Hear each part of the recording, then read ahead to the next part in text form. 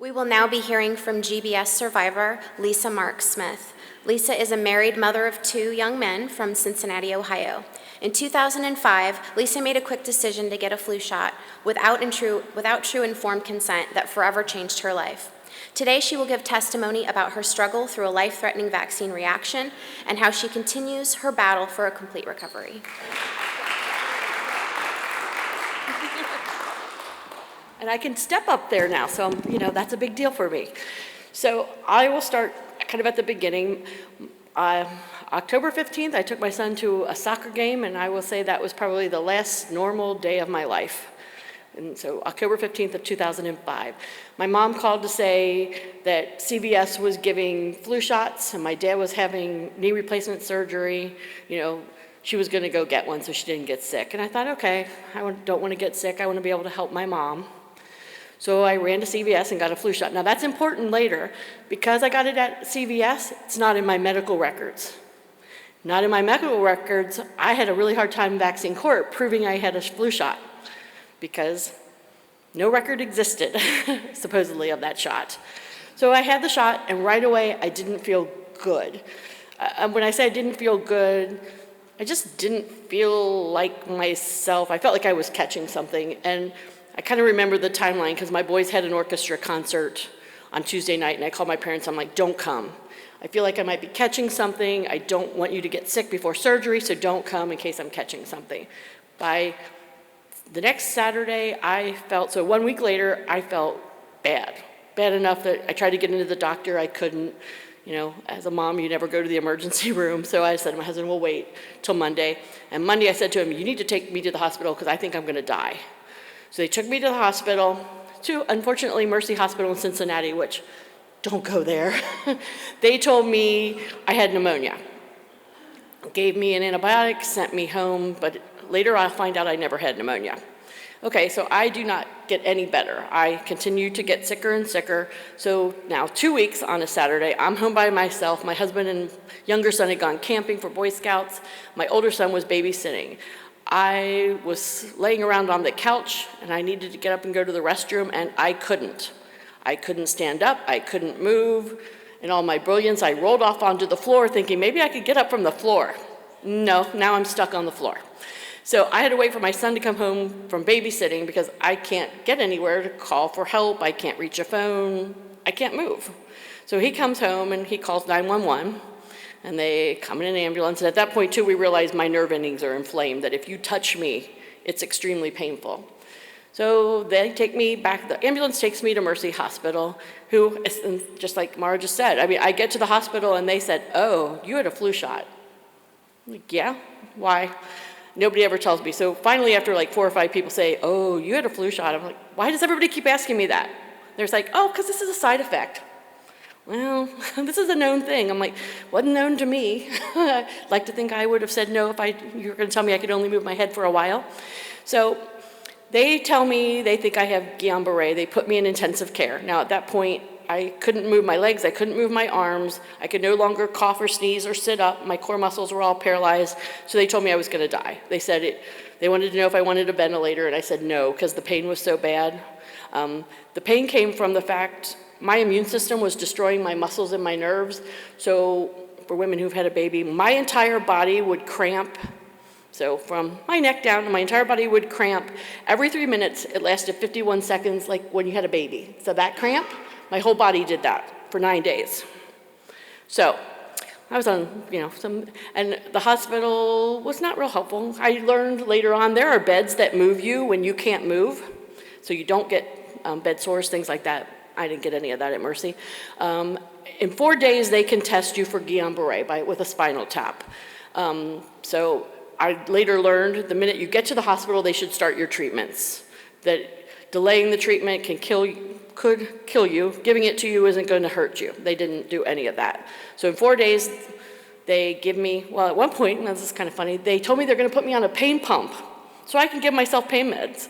I'm like, well, that's really not going to work because unless I can hit it with my tongue or my nose, I can't move. So on a Wednesday, they gave me a spinal tap, which was awful because they kept flipping me over to do it, and because all of my nerve endings were inflamed, that was horrible pain. They came back on Thursday, told me I did not have Guillain-Barre because my spinal tap was clear, so therefore they decided I was faking and I should go home. Like, oh, I can't really go home because I can only move my head. That's kind of a problem. So then they decided they're going to send me to physical therapy. Now, in hindsight, I think they did a lot of these things thinking I would use my reflexes. Like, I had foot drop, and I don't know if any of you know what, I had peroneal neuropathy. So the muscles in my legs were so damaged that my feet just were limp, and we laughingly called it Barbie feet, saying I could either become a Barbie doll or a ballerina, but it was a little old to be either. But the doctor at one point said, quit holding your feet like that. Like, I am not holding my feet straight out. I can't move my feet. So, and I said to him, because I'm a smart mouth, I am.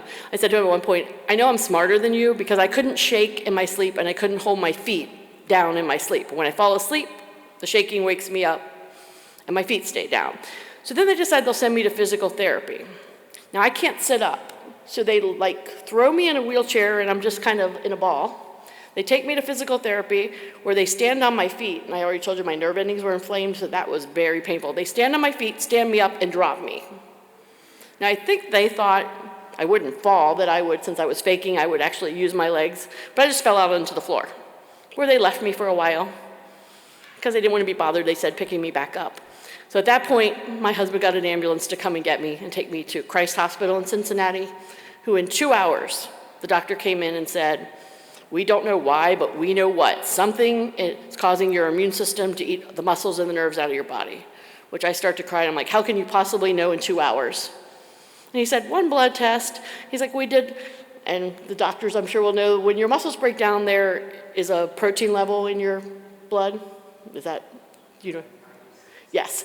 So anyway, I guess it's supposed to always be under 100. When I got to Mercy, it was 60. They never tested me again in the week I was there.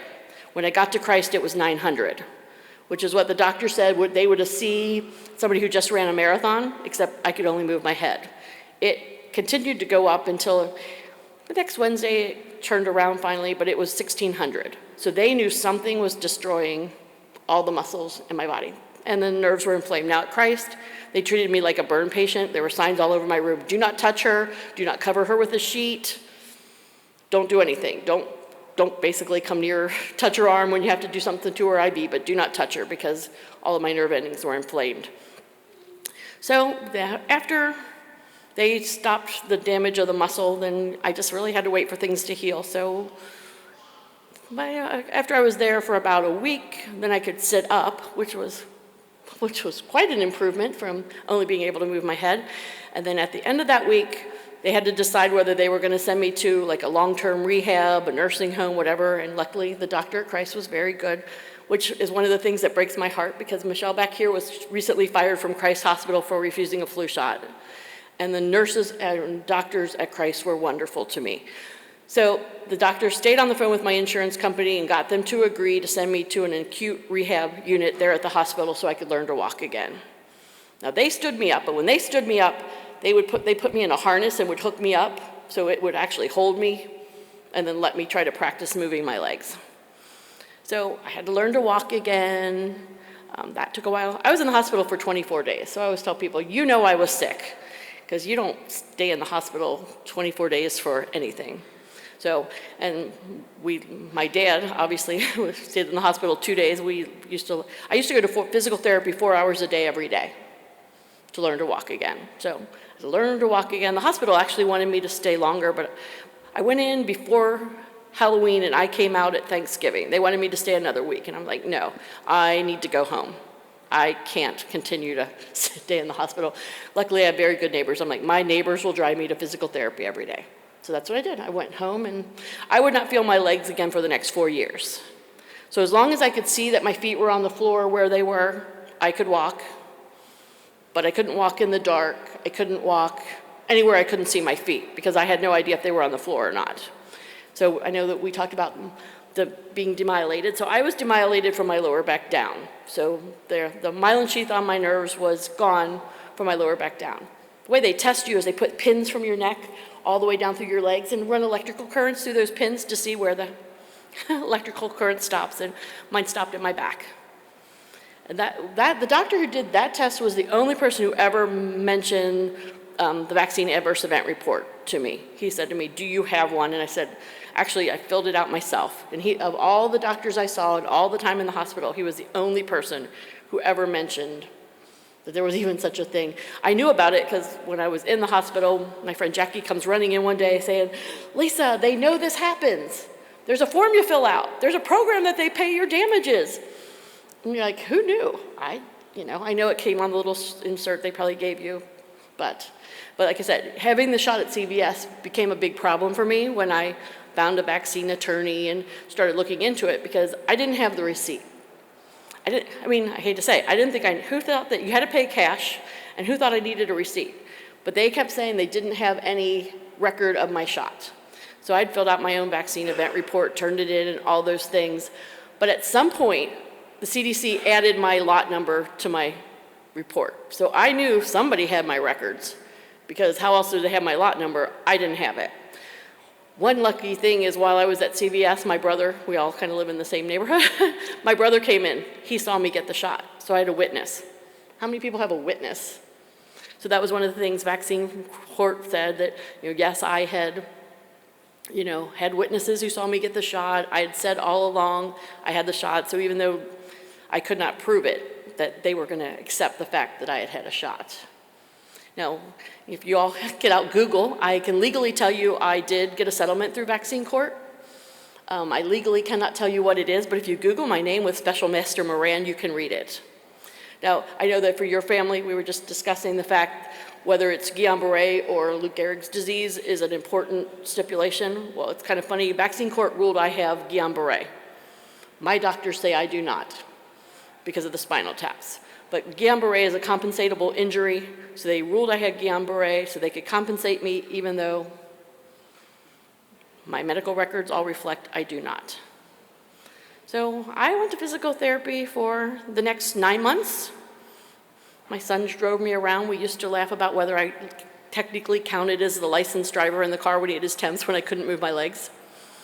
So it's still ongoing. So that's been, I was 2005, so 12 years. I still have I have permanent nerve damage. But my legs, for the most part, work most of the time. We talked about tremors and like the shaking of your legs. My legs do that unless I take magnesium. As long as I keep my magnesium level high, my legs don't shake.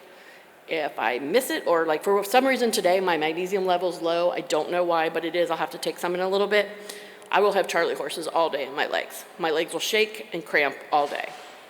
But that still beats my whole body cramping.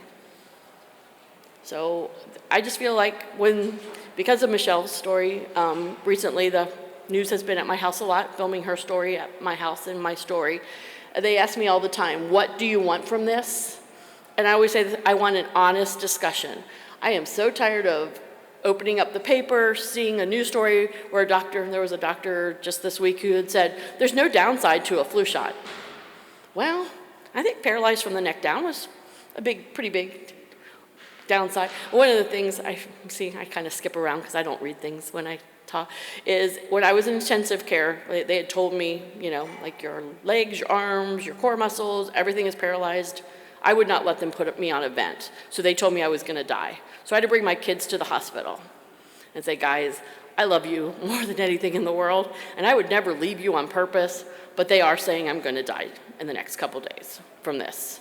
So that was, as you can imagine, quite heartbreaking to look at your kids and say, goodbye, guys, this is it. But we did. But I continue to, like as of now, as you can see, I could step up onto there. I work on my legs a lot just to keep them strong so I can actually move them. I tend to show people I can still do the splits because of all the work on my legs, but I won't do that today. Does anybody have any questions about what I went through? Sure.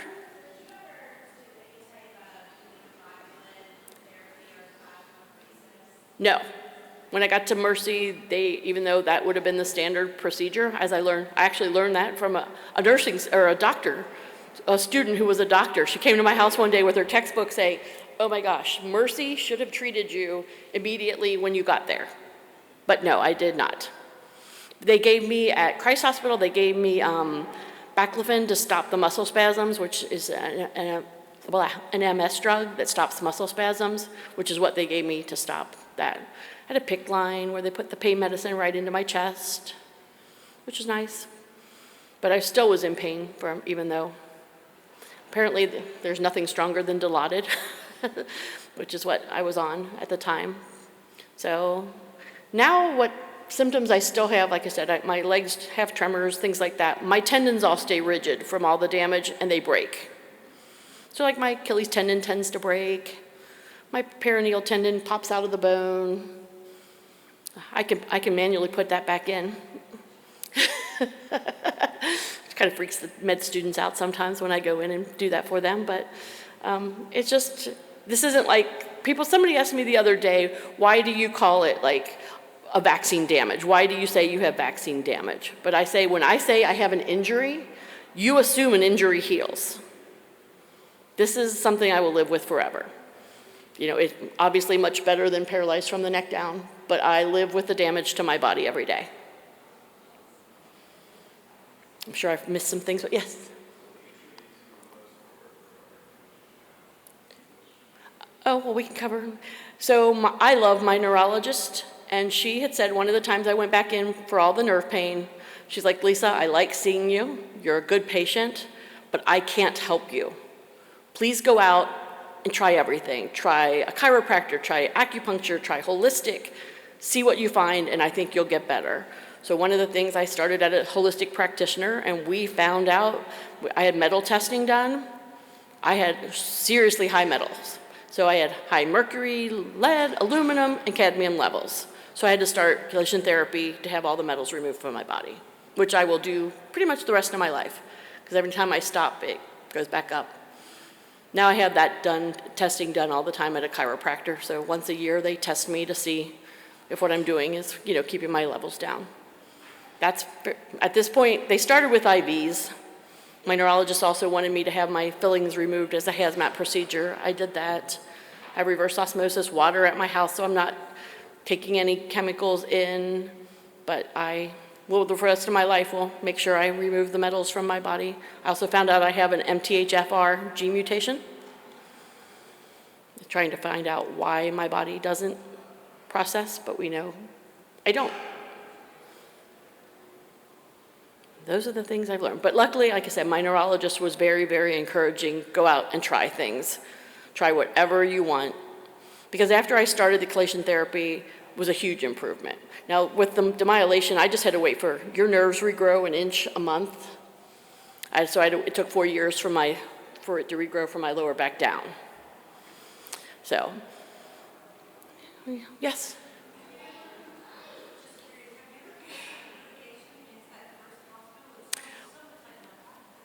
In Ohio, you have a year to file, and I was still pretty sick in a year. So my husband and I both, yes, wish we had filed, and not honestly for money, but to protect other people. We both say we really wish we had filed a claim against the doctor who told me I was faking. Because like I mentioned earlier they told me I had pneumonia. So while I'm at Christ, they had said, Dr. Lakia used to sit in my room and talk bad about Mercy to me, talk on the phone to them. He called Mercy and said, I want her chest x-rays because you're saying she has pneumonia, except she can't move. She's been laying flat now for 2 weeks and her lungs are perfectly clear. And he's like, I don't see how her lungs can be perfectly clear when she can't move. When they said, we can't find the chest x-rays. He just said on the phone, well, that's really convenient when I'm, questioning your diagnosis and you can't find her records. And I have really good friends. I have a friend who was a nurse at the hospital. She went down there, found my chest x-rays, brought him over to Christ. I never had pneumonia. So yes, but we do wish, like I said, more than anything, just to protect other people, because I was pretty sure I wasn't faking. It's not fun. And I had even laughingly said, because like I said, I'm a smart mouth, at one time I said to the doctor, if I'm going to catch something, it's going to be something where I can't clean my house, I can't cook. I'm certainly not going to get something where I cannot shop or go out to lunch. I am not going to pretend I'm paralyzed, If I can pretend not to cook, pretend not to clean, I'm good with that. But not shopping and eating out. And people at Christ did have a good sense of humor because like I said, I went to physical therapy 4 hours a day, every day. Then I also had to go to occupational therapy to learn things like safely getting in and out of a car, safely getting on and off. I can get off the floor without using my leg muscles still. But just the practical things. Well, one day they said, let's practice making beds. I said, I didn't make my bed before I was paralyzed. Certainly not going to make my bed now that I am paralyzed. I don't need that skill. Like, I need to know, like, if I'm at a restaurant with a tray, how am I going to do that if I'm in a walker? So they had a good sense of humor and humored me a lot. They went and got trays from the cafeteria and put balls on it and said, let's practice walking with a tray. So it helped to laugh. It really helped that the nurses at Christ were very, very good to me. They would put me in a wheelchair and take me outside because they said, you've been in the hospital a month. Let's take you outside for a little, well, I guess a roll, not a walk, because I couldn't walk. But they did things like that just, one of the nurses when I first got there said, oh, honey, I'm going to stay after my shift and wash your hair because I think you'd feel better. So it breaks my heart that, they would fire somebody for refusing a flu shot when they took such good care of me when I had it. But yes, we do wish we had sued. But Ohio you have a year. I guess we could talk about vaccine court, the rules. So in vaccine court, the rules are you have to have a vaccine injury that lasts more than 6 months. You have to start within the window of injury. I think for Guillain-Barre, it's like, 4 to 6 weeks, like right after to up to 6 weeks. So I fit all the criteria for vaccine court, except for the fact I didn't have a receipt. But my neurologist she submitted testimony that said, if you're walking down the street and you're perfectly healthy, you step in front of a bus, the bus hits you and kills you, everyone would agree your massive internal injuries were caused by the bus hitting you. No one would argue, hey, maybe Lisa had massive internal injuries is why she tripped and fell off the bus. So the bus didn't really kill her. She already had all those injuries first. She's like, everybody would agree that was totally illogical. So she's like, Lisa was perfectly healthy. She walked 4 miles a day. She had a resting heart rate of 55. She gets a flu shot. She ends up paralyzed. Insert says paralysis. Why would you think anything else caused that? So they actually conceded my case before trial. So we never went to trial for vaccine court, which apparently, according to my lawyer, was very, very rare. She called one day and said, are you sitting down? Sit down. They just conceded your case. I can tell you, like I said, I can tell you I got a settlement. I can't tell you what it was legally, but Google my name with Special Master Moran, and you can read it, which kind of cracks me up that that's the rule that I can, tell you I got it. It's a public record. You can read it. A lot of times when I do radio shows and stuff, people will start typing in what the settlement was as I'm speaking in the comments. But so it's just an ongoing process. Yes? Post-infectious myositis due to the flu shot, which is when your immune system basically goes haywire, eats your muscles and your nerves. And the nerve pain comes and goes. Of course, obviously much better than when it was my entire body, feeling like it was on fire. And like this summer, for whatever reason, it usually is the top of my foot. So the top of my foot, left foot usually stays inflamed. But that doesn't really hurt so bad. This summer it moved to my heel and then it moved to the bottom of my foot. Now the bottom of your foot having a 3rd-degree burn feeling, it's pretty painful. So don't know why it moved, then it went away again. Like right now there is no nerve pain in my foot. It just comes and goes for whatever reason. Yeah, sure. Yes, I do. I take fish oil, which helps with the inflammation in my legs. I have to take magnesium or else my legs just shake. So then I move other things in and out. Sometimes I take alpha-lipoic acid, I take chlorella, I take those things all. To walk, I have to take fish oil, and to keep my legs from shaking, I have to take magnesium. And then I take a chelation. I take zeolite, which is a chelation therapy. Yes. I did the IVs. I started that way. I just found that very time-consuming to go all the time and sit there while they pumped it in and pee it all back out. For that, I think I went for like 12 weeks first that way. But at that point, I was paying for everything out of pocket. That's something we should talk about. So right now, my flu shot-related medical bills are $580,000. Lisa, earlier in our conversation, I asked you, did you vaccinate heavily along your way? So you answered that question. Could you tell everyone how many vaccines you had before this one? As a child, I would have had what? Polio. I know I had mumps, so I maybe would have had measles. And what's the one? Smallpox, right? I had the smallpox scar. Those would have been the only vaccines I had. Maybe tetanus at some point, but I had nothing as an adult. I can tell you from the time I know I started college, I had nothing. So I got this shot, really, honestly, not giving it a whole lot of thought. Certainly never thought that would be the last normal day of my life.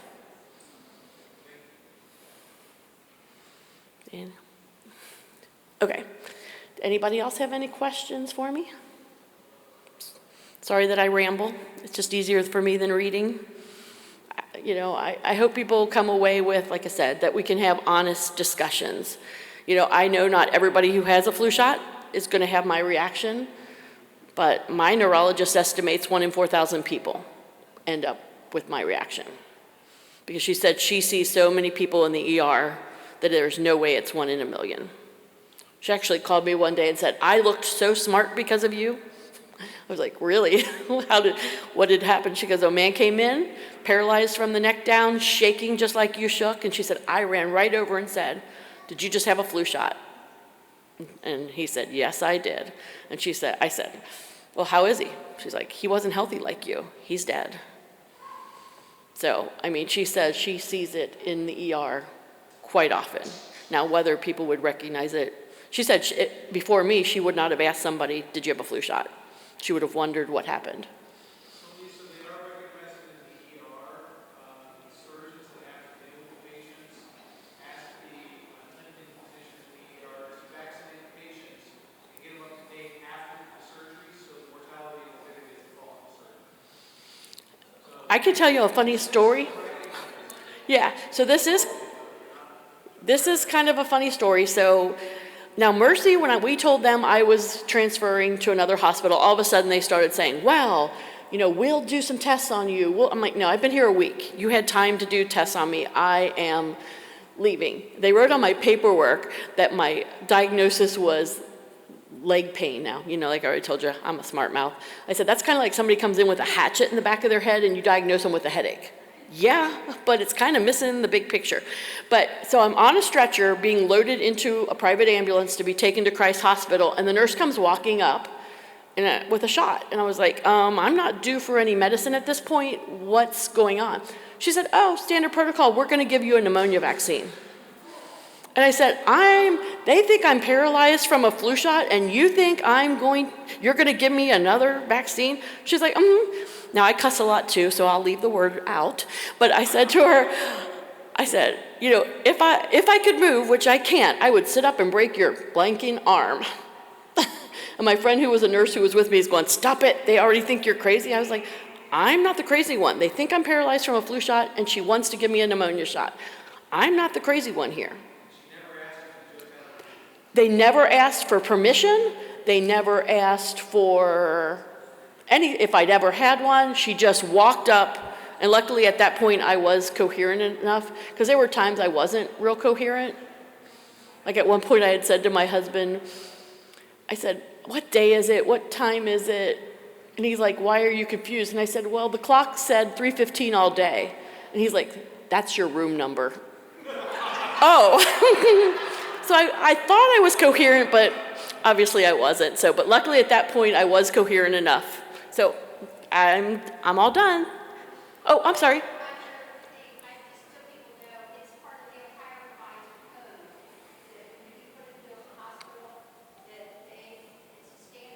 Yes.